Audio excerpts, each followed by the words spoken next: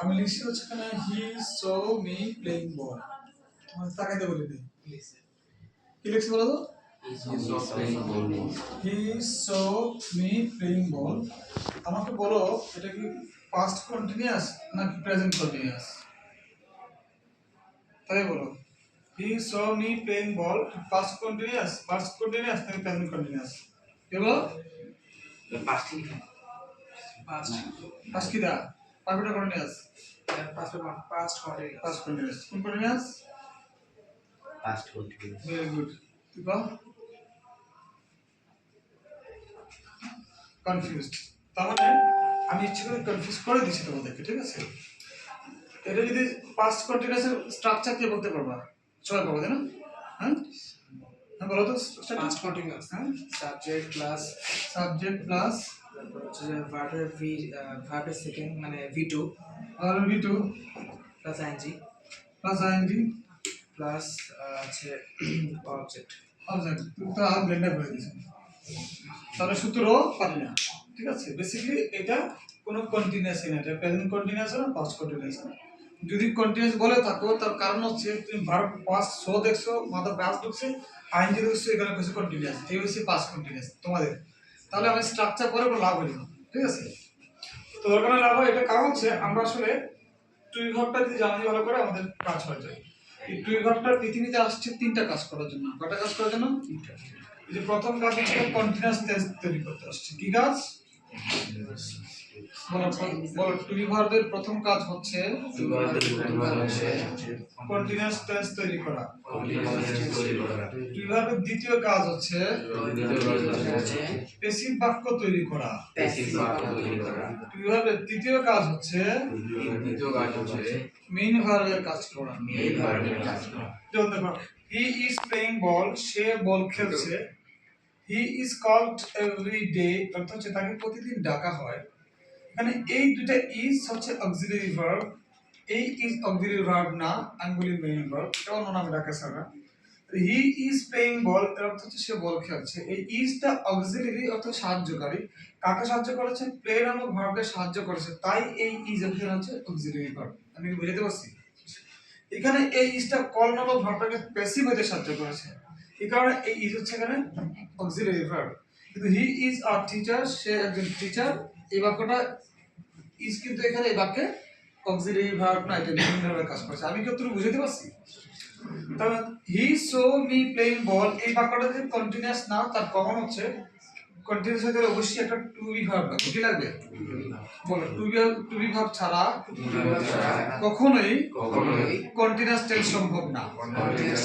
তাহলে আমি সূত্র জানি বা না জানি, এটা যে কন্টিনিউয়াস না তার প্রমাণ হচ্ছে এখানে কোনো ধরনের টু বি ভার্ব নাই, নাকি অক্সিলারি ভার্ব নাই। টু বি ভার্ব চারটা আছে, সুতরাং আমাদের স্পেসিফিকলি বলতে হবে টু বি ভার্ব নাই। তাহলে টু বি ভার্বের প্রথম কাজ হচ্ছে কন্টিনিউয়াস টেন্স তৈরি করার প্রমাণ দেখো। এখন কন্টিনিউয়াস টেন্স আর কেমনে হয়? যদি প্রশ্ন স্ট্রাকচার আছে, স্ট্রাকচারে যাব না। বলো কন্টিনিউয়াস এর নিয়ম হচ্ছে ভার্বের সাথে আইএনজি, তার আগে প্রয়োজনীয় বি ভার্ব। প্রয়োজনীয় কথা হলো ভারী কথা, যেমন এখানে ইজ ছিল কারণ হি ছিল তাই ইজ প্রয়োজন হয়েছে। যদি দে থাকতো আর প্রয়োজন হতো, আই থাকলে এম প্রয়োজন হতো, হি আছে পাস্ট হলে ওয়াজ প্রয়োজন হতো, দে থাকলে পাস্ট হলে ওয়ার প্রয়োজন হতো। এখানে বলা হচ্ছে প্রয়োজনীয় বি ভার্ব। বলো কন্টিনিউয়াস এর নিয়ম হচ্ছে ভার্বের সাথে আইএনজি, তার আগে প্রয়োজনীয় বি ভার্ব। কথা ক্লিয়ার? তারপরে আমরা এখন নিশ্চিত হলাম হি ইজ প্লেইং বল, এটা একটা কন্টিনিউয়াস টেন্স। কি টেন্স? এখন প্রশ্ন, এটা কোন continuous tense? Present continuous tense. এটা কোন কন্টিনিউয়াস টেন্স? কিভাবে বুঝলাম? ইজ দেখে। ইজ এর পাস্ট কি? ওয়াজ। তার মানে আমি ইজের জায়গায় যদি ওয়াজ বসায় দেই তাহলে হয়ে যাবে পাস্ট কন্টিনিউয়াস টেন্স। কোন টেন্স হয়ে যাবে? পাস্ট। ইজ এর ফিউচার কি? Will, is. ঠিক আছে না? কেন? যদি কোনো ভার্ব, যেমন গো একটা ভার্ব, গো ভার্ব যদি ফিউচার করি এটা কি হয়? উইল গো হয় না? কথা বলো। যদি গো ভার্বের আমরা ফিউচার করি তো উইল গো হয় না? তো ভেরি সিম্পল, ইজ এর ফিউচার তো উইল ইজ হওয়ার কথা। কখনো বেরিয়ে আসছে আমাদের? তাহলে ইজের ফিউচার কি will is অজুর করে উইল বি কইতাছে ইজের ফিউচার কি উইল ইজ হবে না কিন্তু কেন হয় উইল বি তা জানি না তাই না এখন আমরা সেটা জানবো অর্থাৎ উইলের পরে কখনো অন্য ফর্ম হয় না এই ইজটার জন্ম করতে হয়েছে বি থেকে অর্থাৎ সকল ভার্বের একটা জন্মস্থান থাকে এটা বলে স্যার বেস ফর্ম বলে আমি নাম দিয়েছি বিস ফর এক্সাম্পল গো যদি একটা ভার্ব হয় এখান থেকে কি কি ভার্ব জন্ম নিতে পারে গো গোস ওয়েন্ট গন গোয়িং হতে পারে না যেমন go went gone even going even goes এই যে ভার্বগুলো হয়েছে এগুলো এখান থেকে ডালপালা করেছে তো এটা যদি বীজ কল্পনা করি তাহলে এগুলো হচ্ছে ডালপালা হ্যাঁ পৃথিবীতে যত ভার্ব আছে সকল ভার্বের একটা বীজ আছে এই বীজ থেকে এই যে ডালগুলো হয় এটাও তো হাতে বানাই দিই 1 2 3 4 5টা বা 6টা আছে ওকে তো এটা বেশি আছে তো যে কোনো ভার্ব যদি বীজ থাকে এখানে হবে মনে করো ভার্ব ইট এখানে ইট হয় ইট এর বেস হয় তাহলে কি হয় eat ate eaten eating eats বুঝে যদি বেসটা রাইট হয় কি হবে write write wrote written writing writes am I right বুঝা যাচ্ছে যদি ভার্বটা হয় প্লে বা ধরো তোমার ভার্বটা যদি হয় বলো একটা ভার্ব বলো ড্রাইভ ধরো ড্রাইভ তাহলে drive drive drove driven driving drives বুঝা গেছে তার মানে এখন আমাকে কেউ যদি বললো যে এই ভার্বটার বেস ফর্ম কি মানে এটা বিস কি গন আর বিস কি মানে গনটা কোথায় জন্মাইছে বলা হচ্ছে যদি কখনো তুমি উইল বসাও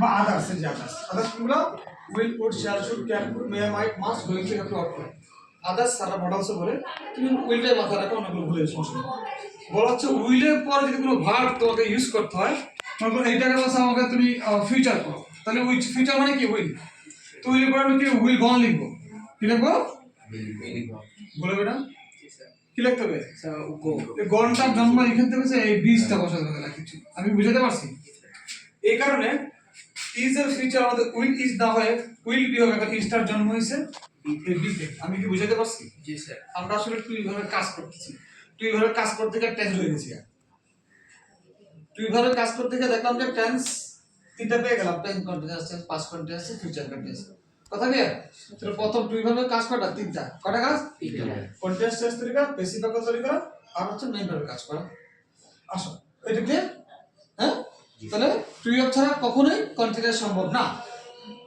এবং এটা ডিপেন্ড করে তুই ভাবেটা চেঞ্জ হলে প্রেজেন্ট পাস্ট ফিউচার চেঞ্জ হয় এর উপরে না যে তুই ভাব চেঞ্জ হচ্ছে তাই চেঞ্জ পাস্ট ফিউচার কথা কি এবার হচ্ছে ভয়েস আর দুই নম্বর কাজ বলে টুই ভার্বের দ্বিতীয় কাজ হচ্ছে প্যাসিভ বাক্য তৈরি করা এখন প্রশ্ন হতে পারে স্যার প্যাসিভ বাক্য কি জিনিস বা নিয়ম কি বলো প্যাসিভ বাক্যের নিয়ম হচ্ছে বা ভয়েসের নিয়ম হচ্ছে মেইন ভার্ব V3 তার আগে প্রয়োজনীয় বি ভার্ব ইন্টারেস্টিং কেস খেয়াল করো কন্টিনিউয়াস দেখছি প্রয়োজনীয় বি ভার্ব এবং ভয়েস করতে আসে বা প্যাসিভ বাক্য দেখছি প্রয়োজনীয় বি ভার্ব তাহলে বোঝা গেল কন্টিনিউয়াস এবং ভয়েস বা প্যাসিভ বাক্য জিন্দেগিতে সম্ভব না টু বি ভার্ব ছাড়া তাহলে টু ভার্বটা খুব জরুরি না জানা এবং চিনা তারা আসলে কারা টু ভার্ব টু ভার্ব যদি জিজ্ঞেস করলে যদি কেউ বলে এম ইজ এ রেগুলার তাহলে যদি বাকিগুলো যদি কেউ হ্যাভ হ্যাজ বাকিগুলো কি ডু ডিড বাকিগুলো ক্যান মিলে দিব তার মানে কি বুঝা গেল আমরা টু ভার্ব চিনি না